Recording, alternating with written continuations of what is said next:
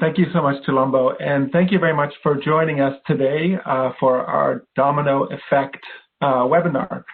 I am Bar Seitz. I'm an executive editor at Mckinsey & Company, and I'll be the moderator for today's session, where with our panelists, we're going to be exploring the role of data and analytics and how companies are making the best of them and making significant changes to get new value from the surge in data as a result of the digital trends that we're seeing currently. So before we get into this, Nina, could you jump us to the next slide? A little bit of housekeeping here. There are two things. In the bottom right, you should notice a Q&A button. Please ask questions by clicking on that and entering your questions in the field there. We will try to answer these questions throughout the presentations itself, and any we don't get to, we'll try to capture at the very end. We have quite a lot of people today, so it's possible we don't get to all of the questions in today's session, but we'll try. Any we don't get to, we'll try to address afterwards as well. And then there's also a chat function also on the bottom right. If you're having any technical issues, please let us know, and Tulumbo will jump in and try to help. So with that, can we go to the next slide? You can see the pictures of our presenters today. I'm very happy to present them and work with them today. We have Maria Valdivieso, whom you heard of from before. She's a partner in our Miami office. We have Ben Allenzweig, who's a partner in our Stanford office. Guy Cruz, an associate partner in our New York office. And Nina, please forgive me, I hope I get this right. Nina Panagiotaidu, who is an engagement manager and is also joining us from the New Jersey office. So let us jump on in. Ben, I think you have the first slide. Yeah, thank you, Bar, and I think we can announce first success. Bar managed to pronounce all our last names, and this is quite a crew, I must tell you, on that point. So first of all, everybody, good morning, good afternoon. We have quite a few folks on the line. Appreciate you taking the time and joining us today. We're very excited to have you. What you see here on our first slide is the results of surveys of thousands of B2C and B2B buyers that we've been conducting since the pandemic started across industries. We're all working from home. We're all experiencing massive changes to our lives. And one of the things that is also changing is buying behaviors, both in the B2C, but very much in the B2B space. Asking people how things are changing resulted in staggering findings. You're seeing here a shift to digital. People value self-serve tools much more. We're seeing much more openness to remote selling than before. And most interesting, a lot of our clients are asking us from a sustainability perspective, what will stick, what will change over time? So with that in mind, maybe we can jump to the next page. And I would love to talk about what the future might look like. And I think the one thing we'd like to you guys to take away is that the future is here. So imagine a world where 80% of your current sellers can deliver the full quota for the quarter or the year. Imagine a world where 50% of your clients or white space opportunities actually prefer not to see a physical sales rep in their company campus, given the pandemic, or just honestly, given time efficiencies, now that we've all been working in this remote way for a few months. Imagine a world where all the data and this remote selling enables you to standardize sales processes, and you can automate 30% of your sales behaviors to enable efficiencies and more client-facing time for your reps. So the question is, as we jump to the next page, where are you at this journey? I can tell you that a lot of my clients are asking questions around, hey, what should be digitized and what should stay, quote unquote, the way it used to be? How much can remote selling play a role? Hey, can I align better with marketing? How can marketing and sales work in an agile way, in a more efficient way? And lately, to be honest, given this is not going away anytime soon, there's a lot of questions on investments, whether it's IT, whether it's headcount, where should we invest given this new normal? So with that in mind, we wanted to introduce you on the next page to our thinking around what can companies do and what have we seen the best sales innovators do in order to achieve the staggering stat at the top of 20% sales ROI. I would like to introduce what we call the domino effect in sales. One way to think about it is, with the abundance of data and metadata around us, we have opportunities as sales organizations and businesses like never before. If you think about it, marketing a few years ago went through a staggering change with regard from a qualitative profession to a performance analytics science. Sales started the journey, and the pandemic became a catalyst to make it happen on steroids. So let me start on the left-hand side. The first domino is what we would call the centralization of commercial operations. It's the ability to take sales operations, marketing operations, combine them together to create a function that truly collects data, cleans it, mines it, and generates actionable insights to every frontline sales rep, inside sales, and back office rep. That brings me to the second domino, what we call in turn, once you have the insights, how can you use those insights to create much more of an agile go-to-market model? You might be asking yourself, how does that come to life?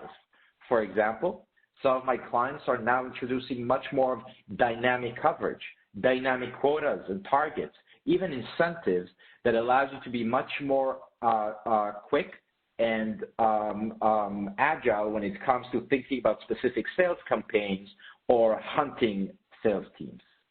The third is about automation. The standardization of data and how we analyze it allows you to create efficient processes and automate much more in the back office, freeing your frontline salespeople. And lastly, but not least, how can I empower my sales rep? How can I upskill? How can I find the right talent and ensure that they feel they're spending the right time with the right clients on the right opportunities?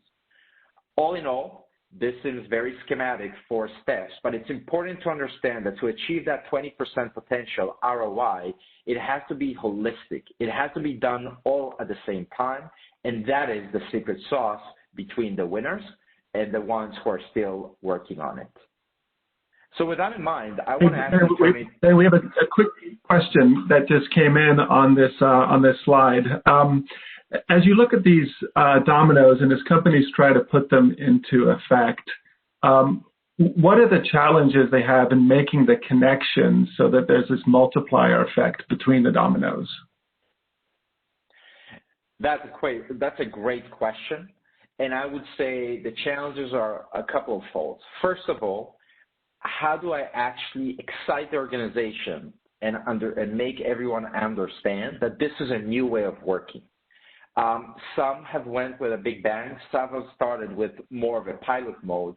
But the idea is, how can I get people excited and testing new technologies?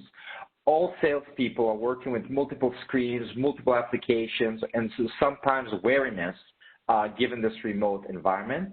Understanding that there's an upside for the individual rep, for the organization as a whole, and for management to achieve its goal is, for me, the most important thing. So in other words, I would say it's a change management exercise beyond the different elements that I talked about before.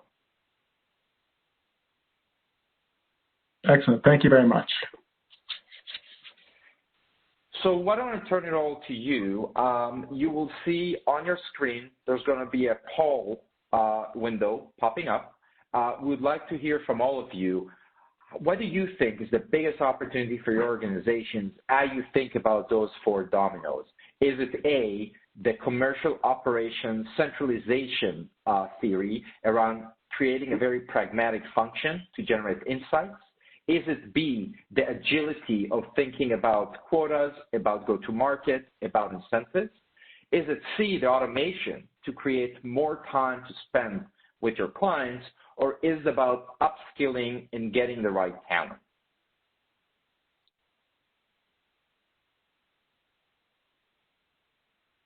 I'll give Thanks, Ben. Let's give a couple more seconds. Yeah, let's give a couple more seconds for people to answer, but I think we're close.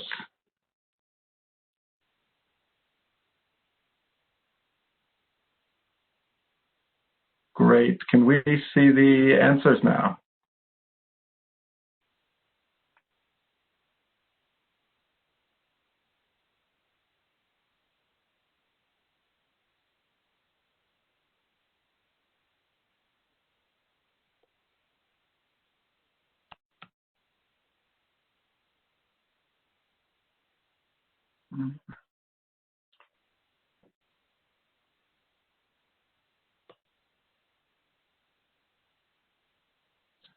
Yeah, so I can't see the answers popping, Bar. Maybe, I don't know if you have access to them, or should we?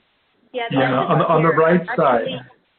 Quite interesting. So B and C, enabling an agile go-to-market model and designing smarter processes, had about 28 and 29%. They were equal, followed by empower and reskilling the frontline, and then lastly, creating this commercial ops to generate insights.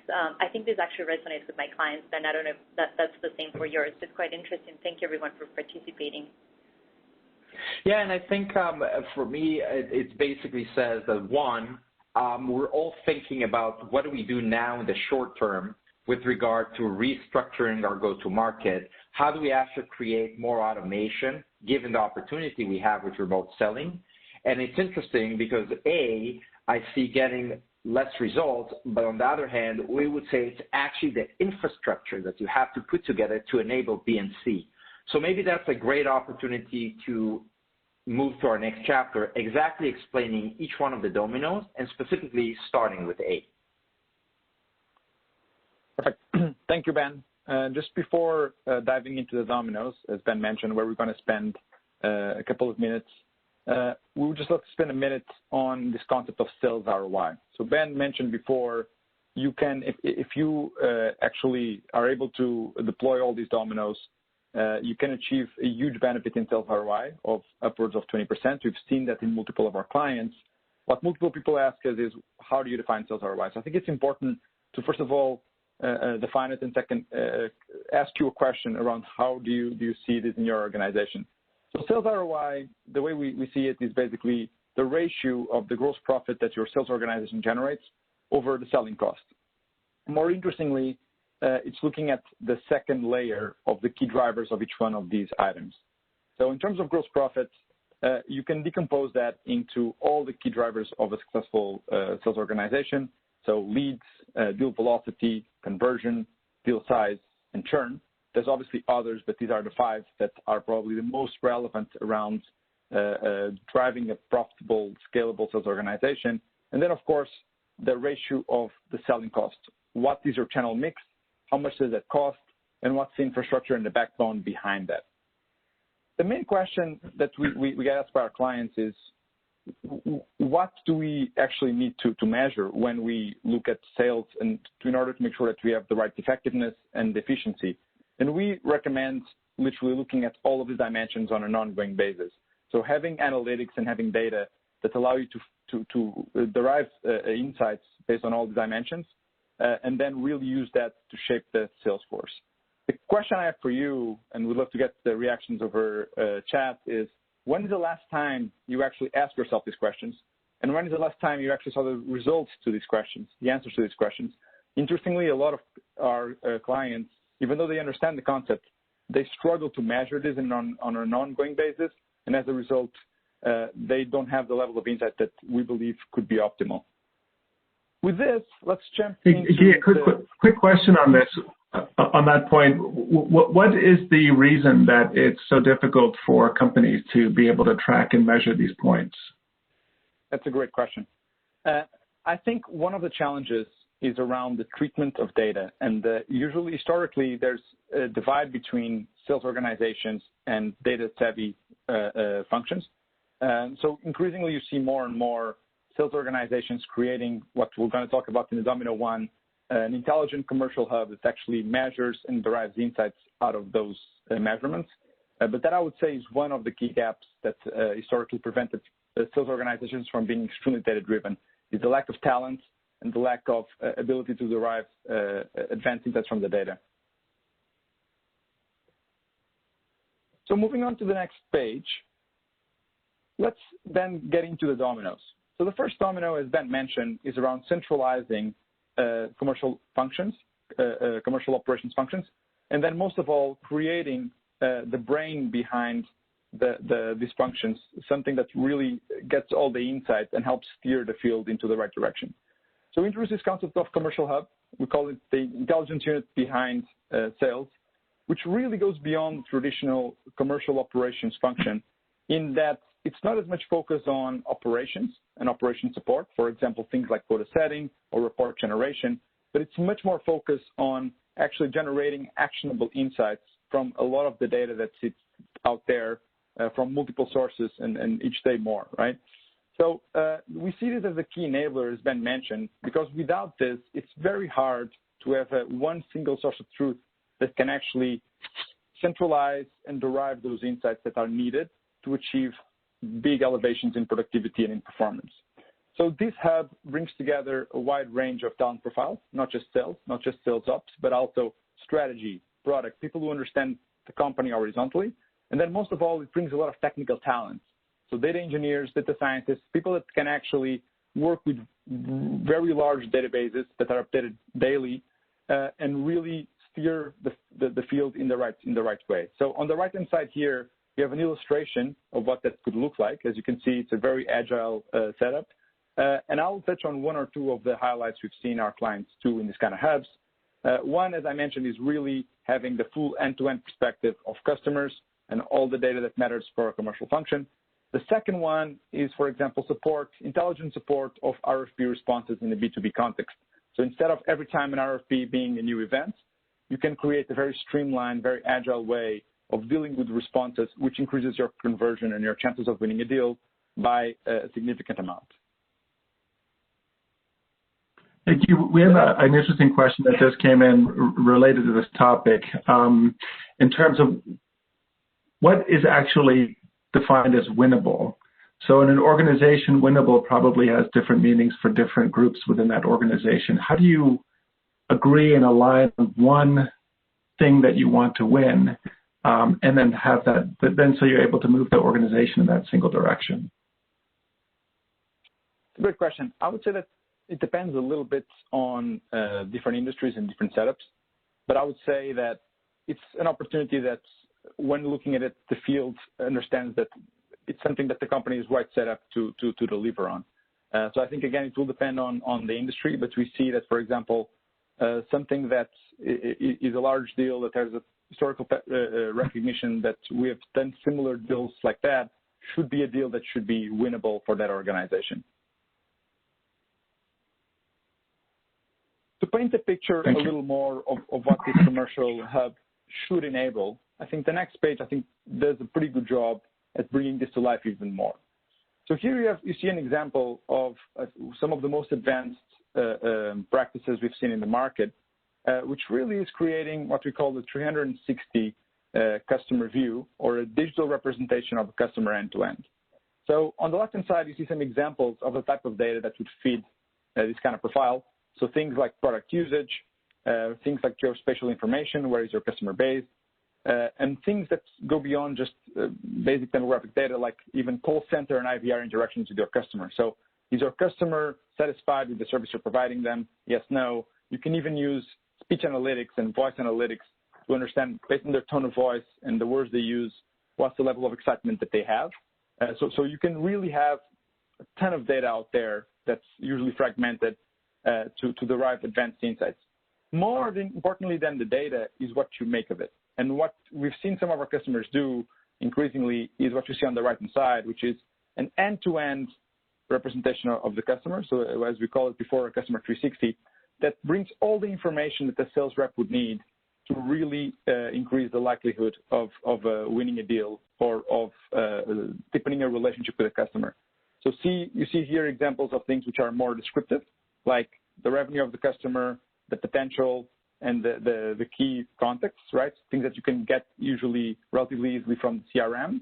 But you also see more advanced insights. For example, what's the propensity of the customer to cross-sell a certain product? What's the propensity of the customer to churn?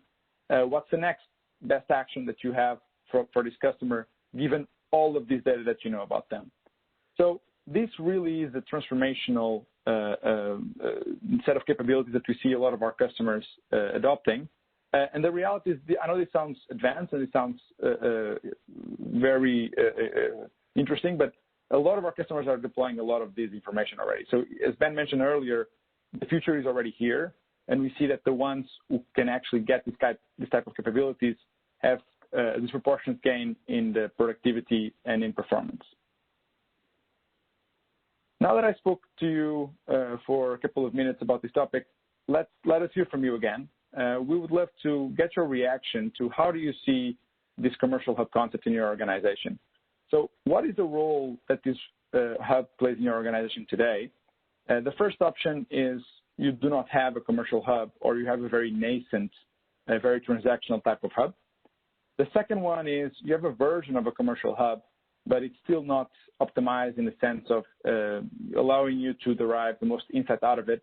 So focuses a little more on more operational type of tasks like quota setting, territory planning.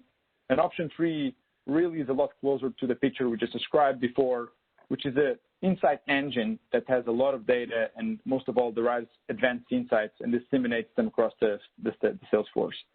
So let's open the poll and get your reactions here.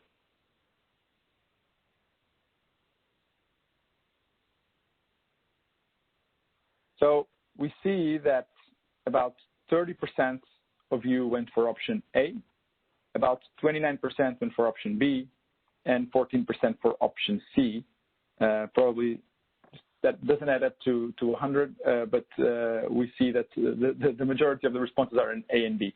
And I think that's to be expected, to be completely candid. As we were mentioning before, we see a lot of our clients already getting to this level of sophistication of commercial hub, but it's not the norm. It's a nascent capability for most of our clients.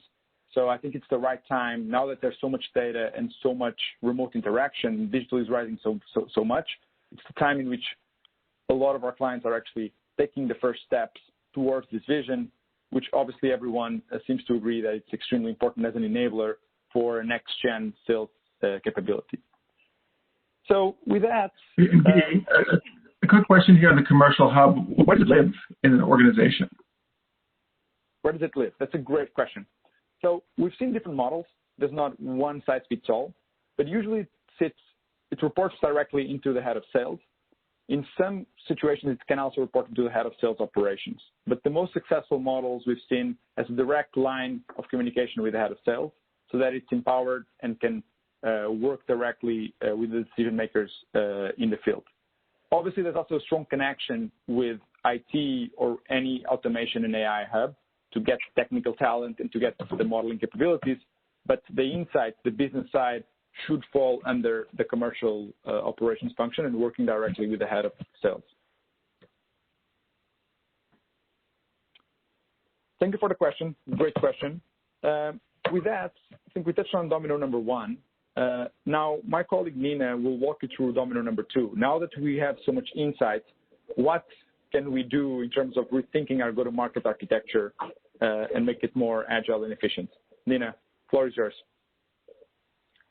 Thank you, Guy, and very interesting poll results.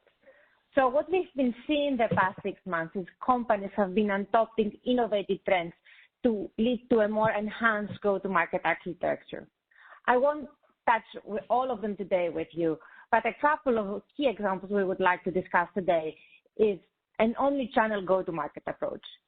Firstly, in that model, resources are not assigned anymore based on accounts, but based on opportunities. And customers are moving across channels seamlessly during the customer journey. I would also be remiss not to mention the mass acceleration of self-service and digital that we have all experienced in our personal lives. Very interesting work that ties very well with the concept of commercial hub is dynamic and innovative segmentation techniques. Companies have started employing opportunity-based dynamic segmentation, such as microsegmentations, to find pockets of growth and arm their sellers with actionable insights. And finally, agile solutions. So a lot of companies are using the concepts of agile selling, and they're bringing their best and brightest in order to develop and close the deal when it's only needed. We will now dig deeper in two of these concepts, the Omni-Channel Go-To-Market and the Agile solution selling.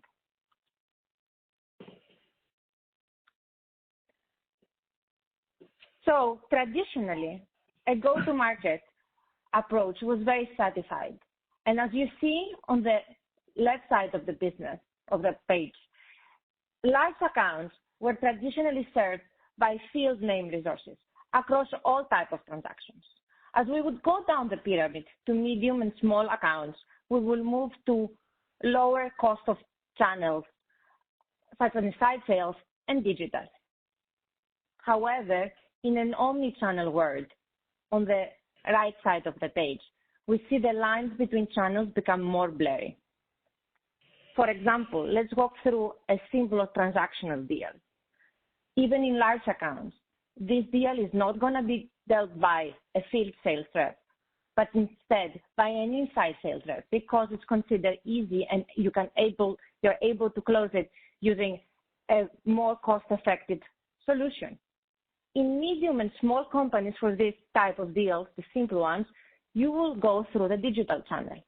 As you move to more growth products or strategic products, we see a more interesting mixture of channels.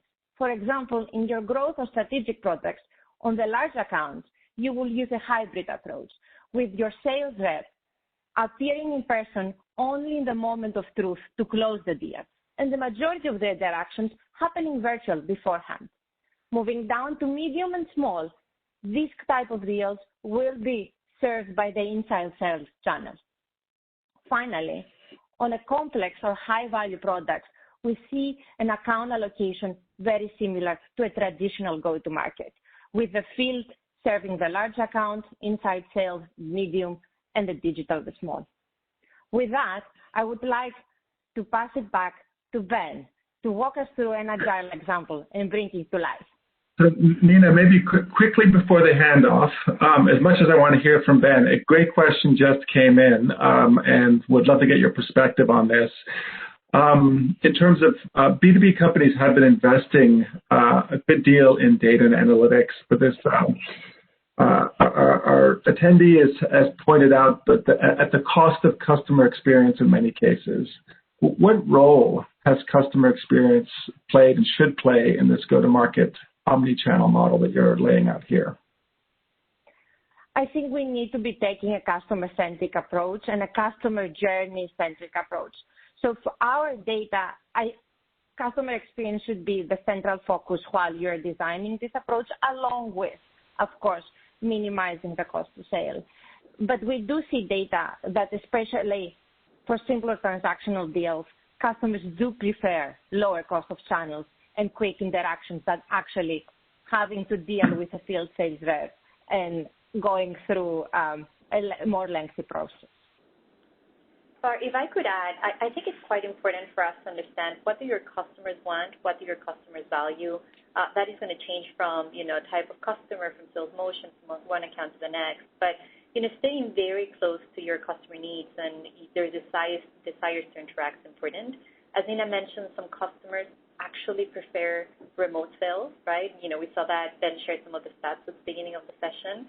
But I think staying quite close and in tune to your customers enables you to create the right experience, invest in those elements of the sales model that are differentiated and can help you provide a better service where the customers value it.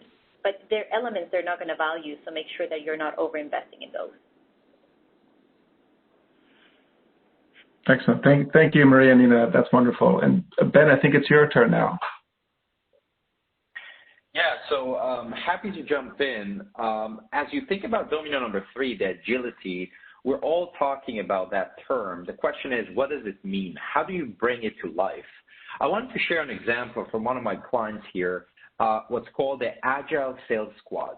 I'm sure all of you are thinking through, how can I construct better hunting team in this environment? How should I think about different white space pods to go in a cross-functional way? And what you see here on the page is an example borrowing how sales innovators are borrowing thinking from product development and bringing that to sales. So what do I mean? In product development, you probably all heard about the Scrum Master, about those sprints of coding development. The idea here is the same thing happens on the sales side. The account owner, and this is more of a construct for a specific deal, pulls in the right people and the right expertise. So as you can see on the page, obviously the solution architect, the specialist thinking about demos, but here you can see finance plays a role, marketing, lead generation, even legal. You get together all the right people for a specific campaign or a specific deal, and then this hunting team, the squad, then dissolves as you move on to the next challenge. Now, how does this manifest itself in this remote environment we're all living in? On the next page, you can see the advantage of having such a team in our world today. You can have the right person with the right expertise at the right time and in the right virtual place. The idea is, can we create almost a milk run for our top experts that with a click of a button, they can jump between London, New York, West Coast, and Europe as needed? It enables us to bring the best experts to the best opportunities, and more important, a much more streamlined operation that can enable us to standardize. I want to pause for a second because there's a lot of questions coming in, and some of them are great. And again, I think people are very engaged. So let me just hit on one or two of those. There's a question that I've seen around a lot of what we're talking about is very understandable in the B2C environment, but these examples here of this agile squad, the remote selling structure to winning deals is actually much more coming from the B2B space. We can see a lot of change in pharma, in tech, and we've been talking to multiple companies across industries. The other question which we get is, how do I measure the ROI? The ROI many times is lagging. How do I know that those quote-unquote investments are paying off? So I would say it's a great point. It goes back to that ROI equation that we looked at before. Many organizations are only measuring parts of that equation, and I think the quick answer is one, that's where the Commercial Hub can actually help a lot. Ensure that we have the baseline for measurement, and two, this agile and very dynamic model allows you to test and learn and change. Just like in marketing campaigns where we all know about the A and B testing, same thing is now happening in sales, and that's the beauty of it. So ROI becomes a metric that we can use to really guide how we steer our sales performance management in a much faster way than we ever have done before. Keep an eye on the clock. I know there's more questions flowing in. Why don't I pass it on to my colleague Guy to talk about sales automation, and we will come back to Q&A at the tail end and love the engagement from everybody. Guy? Thank you, Ben. So sales automation, domino number 3, and the one that seemed to be one of the highest interest ones for the group. So let's spend a couple of minutes on this one. So automation is not new. As you all know, automation has been deployed in companies for, I would say, the last decade. What is new is really the ability to use advanced automation solutions at scale in sales organizations. So technology has evolved tremendously over the last, I would say, 2 to 3 years. And things that before were ROI prohibitive, the investment was just not there, the return on investment was just not there, nowadays are becoming extremely possible. So with that, we did an analysis that shows that about 30% of sales activities can already be automated with today's technology. Just think about that for a second. About a third of what your commercial organization does requires no or close to no human touch. A lot of our clients initially were skeptical about that, and fairly quickly they realized that the amount of time that this can give back to their sellers is astonishing, and we're the first ones to adopt a lot of these solutions. So what does this mean in practice? It's a little bit of a word that sometimes gets a little abused. So we want to bring this to life with a couple of examples. On this page, you see a few ones that we selected along the sales value chain. So all the way from sales strategy and planning, so the beginning of the cycle, leads identification and qualification, all the way to the other end, which is more post-sales transactional activities like order management and post-sales.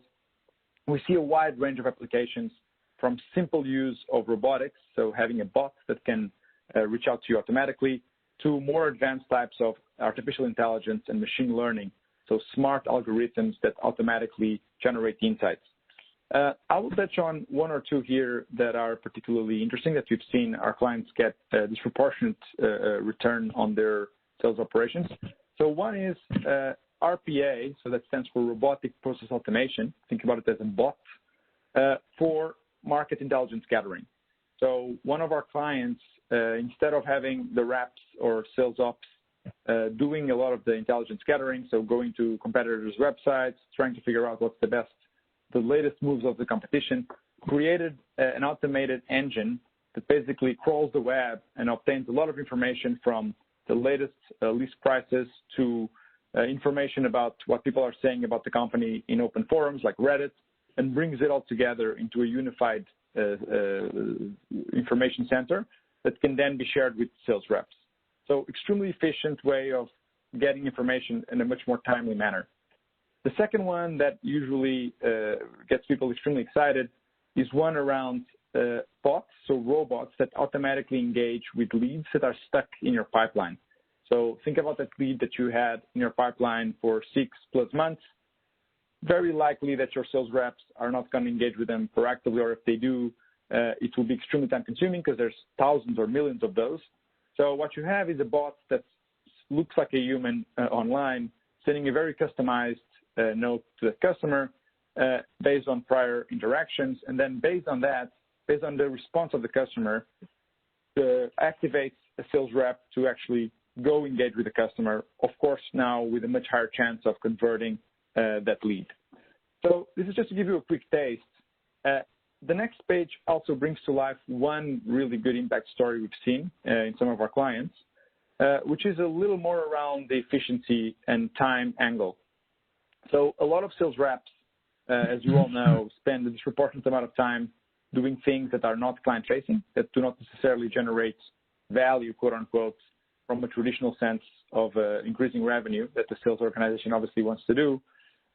And you can use a lot of these automation solutions to streamline that. So this is an example of an industrials company whose sales force was quite unproductive. They did a wide range of manual tasks. One of them, believe it or not, was generating a lot of customized reports around usage and product and a few other transactional items to their individual customers. So each account manager would have to gather information from the ERP, clean it, make sure that they interpret that, and then send it out to individual customers. The head of sales realized that this operation was very inefficient and just created a simple bot that streamlined all that data gathering, consolidated it, and unified it into a unified reporting system, and basically eliminated all that manual work. So in this company alone, there were about 35,000 hours of time that was freed up, and about 1,000 reports started being generated automatically a day. Just to put things in perspective, that basically means that with this very simple automation process, you can get back the equivalent of 20 sales reps a year to focus their time on actually selling and not doing more transactional activities. So, of course, we won't do justice to the topic of automation in these few minutes that we have here, but hopefully this gives you a taste. And with more time, with more insights, with a new go-to-market architecture, of course, you're talking about a very different sales function and sales motion that you had before. And the next step is really thinking about how do you upskill, how do you rethink the empowerment of your frontline so that they're prepared for this new reality. And my colleague Maria will walk you through the last domino, the empowerment of the frontline. Thank you, Dean. We've been talking about customer analytics for years. We've been talking about using advanced analytics to increase the lifetime value of your customers for years.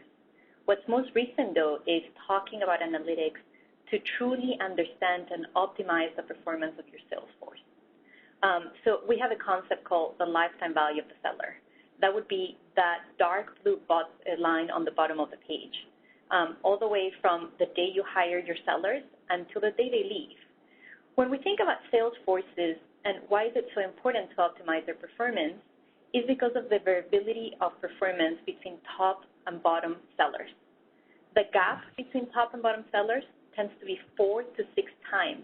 Think about it. Your top sellers are a lot better than your bottom sellers. This gap is much greater in sales than in any other area of the organization. If you just compare it to operations, in operations we see a gap of only 30%. Here we're talking about 6x. So how do you do it? How do you improve the productivity of your sales force?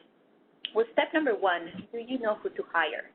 We surveyed sales managers across organizations, and we learned that 70% of them hire based on intuition, which is crazy to think that in a world where we have so much data that can help us predict performance, we're still hiring based on intuition. We still hire people that might look like us and we can relate with. So step number 1 is, can you use data to define your hiring profiles and then translate that into your hiring strategy? Number 2, onboarding, right? So some of my clients have sellers that take between 12 and 18 months to get onboarded to full production. If you think about it, that's a very long time. If you think about how many new sellers organizations have, that's a really large number. So there's a question here as to how can we better use capability building and coaching to accelerate onboarding and then drive the productivity to full performance a lot faster. Number 3, how do we drive productivity? How do we close the gap that I was talking about? And for that, it's very important to think about, are we giving the sellers the right insights? And Guy and Ben made some reference to that. More importantly, are we giving them the tools and the capabilities to drive their success? We're going to talk a little bit more about the capabilities of the future in a minute, but I think it's just really important for us to understand that driving their productivity is going to be the largest lever that you have when you're thinking about optimizing the lifetime value of the seller. And then the last point is retention. Maria, sorry, do you mind if I quickly interrupt a question? What do you think is the reason for such a great spread between the top sellers and the bottom sellers? Yeah, so there's a few things.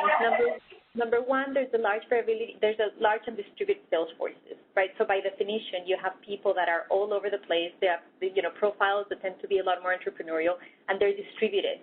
They don't have the benefit of sitting in one location with their managers and their peers to learn from each other day to day.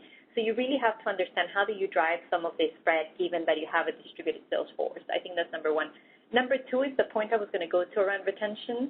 And I'm sure this is not new for the listeners, but attrition in sales organizations range between 25 and 40% per year.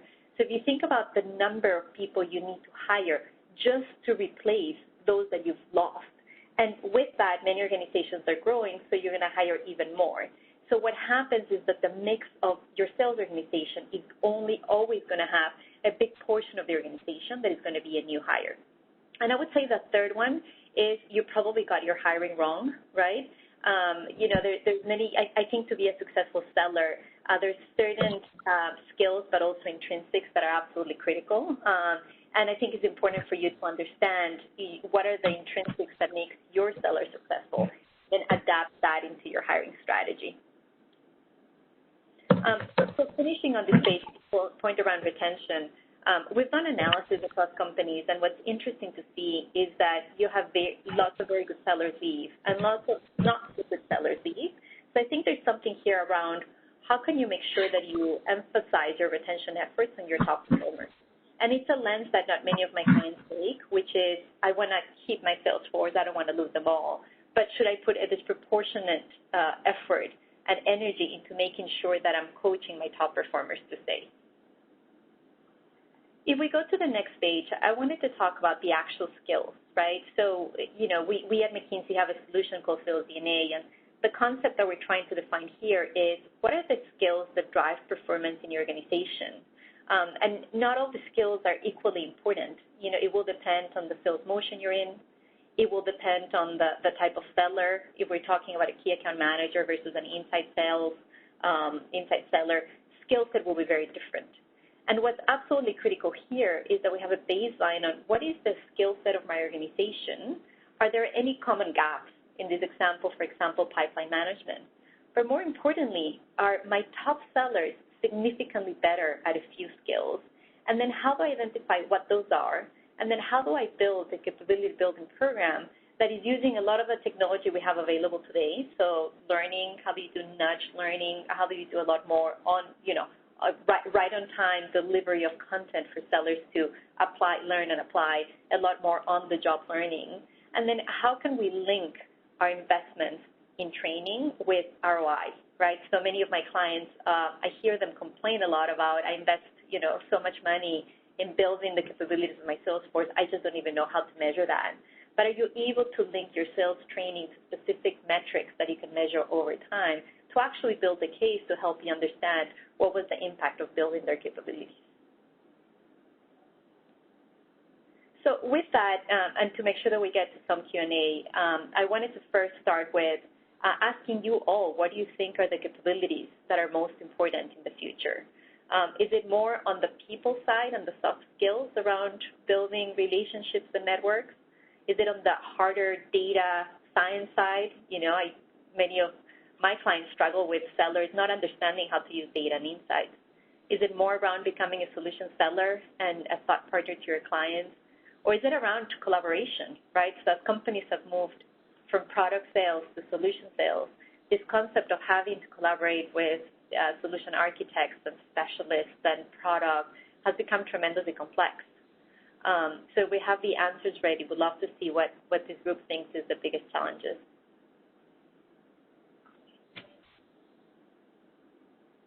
Well, while we wait for the results, I'll share that, many of my clients are indeed moving from product sales to solution sales. And I think this whole concept of exactly what you hear, the 41%, of how do you become a business partner to your customers. You're no longer just a vendor. You're no longer just an order taker. To truly win in today's world, you need to understand what are their business objectives and how do you best position yourself to meet those objectives, right? And how do you move away from a transactional sale into one where you're really a business partner to your customers. Thank you for participating. So moving on, and just in summary, we want to leave a few minutes now for Q&A, but just wanted to take a step back to share what we've discussed today. As Ben mentioned, the amount of data we have available today is greater than we ever had in the past. Are you thinking about setting up, or do you have already a commercial hub that can help you process all the data and then bring insights to the organization that would then help you optimize your go-to-market model and bring Agile to sales? I think many of my clients are saying to themselves, we're not going to come out of this current situation the way we came in. Now is the time for us to truly rethink what's the go-to-market motion, what are the hybrid roles, what's the more agile approach that we need to take. Guy talks quite a bit about automation and AI, right? And I think also now is the time to test and try, to see how can you continue to optimize all the transactional processes to free up your sellers to actually spend more time doing consultative selling, which was the last topic we just talked about. With that, I wanted to open it to Q&A. Bar, I don't know if there's more questions that came through, but I also want to thank everybody for joining.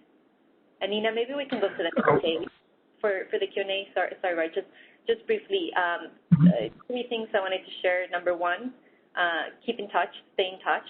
You have our contact information here. We'd love to hear from you all. Number 2, we recently published an article on this topic. You can click on the QR code, or you can scan the QR code to get access to the article. Number 3, if you've registered for the session today, we're going to be sending you a follow-up email with a link to the article as well as a short survey. We continue to do research, and we'd love to share that back with you once we get it back as well.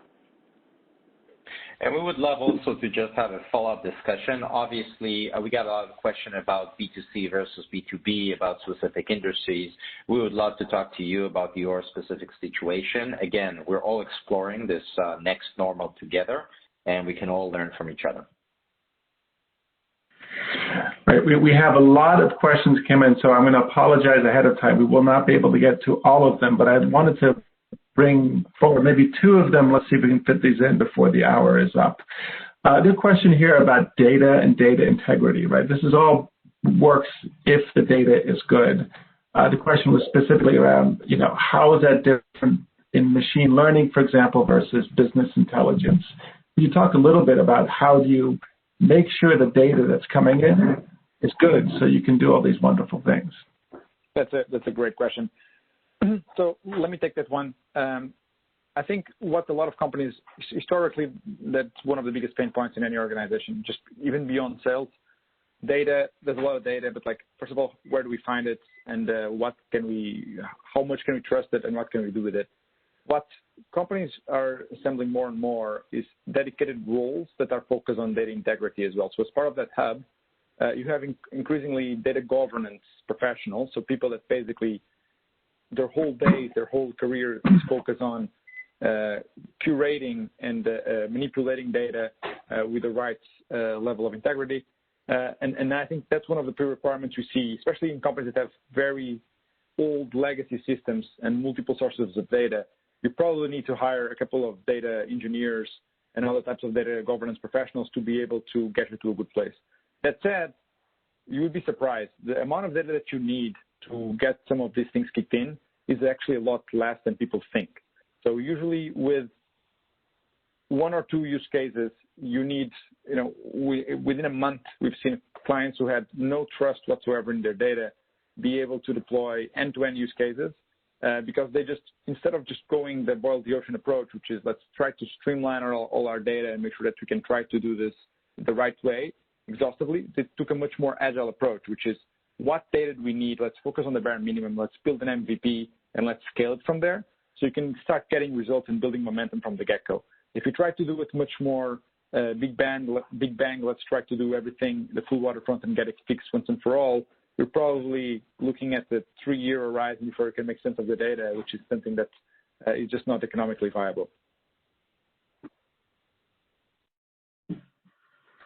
Great, thanks, Guy. And maybe our last question. The range of changes that are implicit in what we've been talking about today are pretty significant. As you look at the changes needed, what are some of the main factors holding companies back from making these sort of large-scale organizational changes? I would say a couple of things, Bar. First of all is starting. It's important to understand that these are transformational changes, but reality is changing in front of us at an accelerated pace. So just taking a part of the business and just start getting going, I think that would be one, meaning timeliness. Point number two is talent, making sure you bring in some fresh thinking, either within the organization or outside of the organization, that understand the power of data and what can be done. And third, I would say a clear commitment from management to actually invest not only resources required, whether it's a data lake or the infrastructure, as important is to make the organizational changes and to make the time in order to start working a new way. I think this is a unique moment, given the pandemic, to take a step back and really rethink your go-to-market approach. Things are not going to be back to the way they used to be. The pace of change is going to be faster and faster. And if there's one thing we learned from the previous crisis of 08, 09, those who are more innovative, those who are thinking about growth, even though those disheartening conditions are outside in the world, those were the real winners in the long term.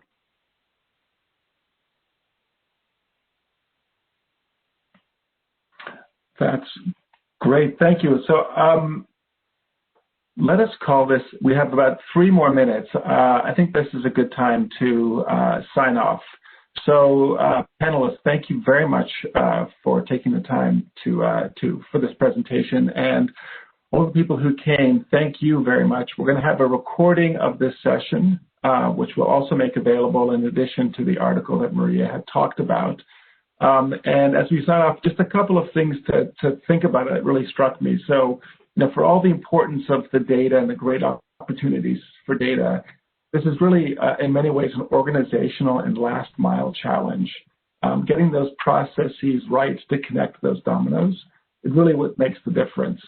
The importance of customer experience and staying really close to your customers. I mean, that really came through and struck me in this presentation as well, that again, it's data is driving this, but really understanding the customers and thinking how to connect with them, especially as we go through all these changes, are going to be the make and break difference. And the other one is just that so much is opportunities out there. right from the sales ROI potential of 20% to what Maria was talking about, the differential between the top sellers and bottom sellers. It just points to some really significant opportunities out there. So again, thank you all very much for joining us today, and we look forward to hearing from you again. Goodbye. Thank you, everybody.